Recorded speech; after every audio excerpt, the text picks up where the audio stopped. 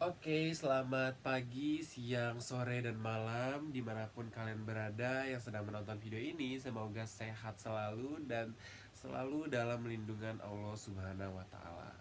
Nah, pada kesempatan kali ini, video ini bertujuan di-upload untuk memenuhi tugas kuliah, tugas mata kuliah komunikasi keluarga, yang dimana saya akan menjelaskan 3 teori komunikasi beserta definisi dan contohnya. Sebelum kita lanjut, perkenalkan dulu, nama saya Muhammad Zafran Palito dengan NIM 150202479 dan saya berasal dari kelas MC03. Nah, kita mulai dari teori pertama, yaitu saya akan membahas teori attachment theory. Nah, sebelum kita masuk ke definisinya, mungkin teman-teman udah bisa nebak attachment theory itu mengarah kemana. Oke. Attachment sendiri itu berarti sebuah ikatan emosional. Uh, jadi apabila dikaitkan dengan komunikasi keluarga, attachment theory ini berarti adalah mencerminkan suatu ikatan emosional atau suatu ikatan emosional dalam satu anggota keluarga kepada anggota keluarga lainnya. Apa sih maksudnya? Nih, saya berikan contoh. Dalam keluarga saya sendiri, contohnya, uh,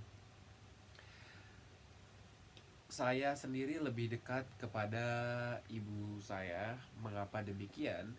Karena dalam kesehariannya ibu saya lah yang sering berinteraksi dengan saya dan sering mengasuh saya dan lebih sering menghabiskan waktu-waktu bersama saya.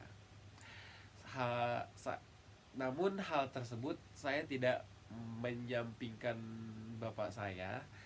Dalam kasus ini saya dapat menyebutkan ibu saya dalam contoh attachment theory karena dalam situasi ini ayah saya lebih sibuk dalam dunia kerjanya, yang dimana sering pulang malam, sering berangkat pagi lebih awal, yang dimana saya sulit dan jarang untuk bertemu dengan beliau. Nah, jadi maksud dari contoh attachment theory ini adalah keterkaitan atau kecenderungan satu anggota ke anggota lainnya, kedekatan emosional satu anggota ke anggota lainnya. Itu yang dimaksud dengan attachment theory. Nah, oke, kedua kita akan membahas teori family communication.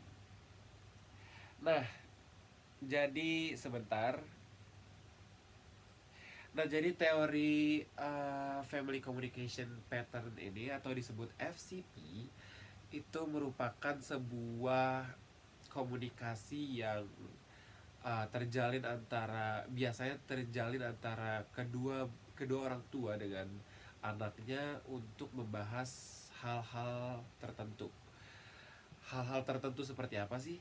Biasanya uh, family communication pattern ini membicarakan tentang uh, kehidupan masa depan sang anak atau kehidupan sosial sang anak, yang dimana ini akan membentuk uh, akan membentuk perilaku sang anak dan tentunya akan uh, membangun uh, membangun masa depan sang anak lebih dari awal. Jadi family communication pattern ini sangat perlu dilakukan dalam sebuah anggota keluarga karena dengan teori ini kita dapat orang tua dapat memberi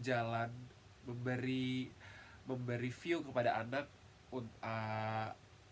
tentang dunia luas, dan anak itu sendiri dapat dapat mengetahui banyak ilmu dari orang tuanya melalui teori FCP ini. Dan yang ketiga ialah teori CNSM. Jadi teori ini sebenarnya simple. Teori ini mengkaji tentang uh, mungkin bahasa kasarnya curhatan di antara anggota keluarga. Ya, curhat itu sebenarnya kita tahu ya, curhat itu uh, kita menginformasikan atau mengkomunikasikan isi hati kita kepada orang lain. Tapi dalam CNSM ini kita mengkomunikasikan isi hati kita, perasaan kita kepada orang tua kita.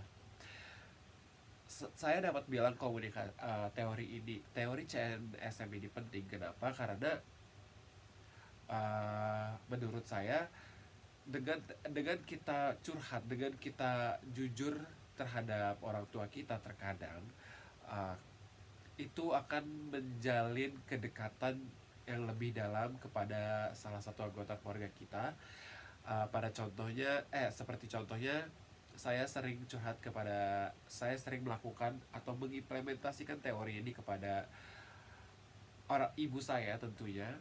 Dan itulah mengapa saya dengan ibu saya jauh lebih dekat, karena saya sering mengimplementasikan beberapa ketiga teori-teori yang sudah saya jelaskan. Maka dari itu, uh, dengan ketiga teori ini apabila kita terapkan di kehidupan sosial, di kehidupan kita, di kehidupan keluarga kita, tentu akan banyak membantu kita dalam menangani masalah atau konflik yang terjadi dalam keluarga.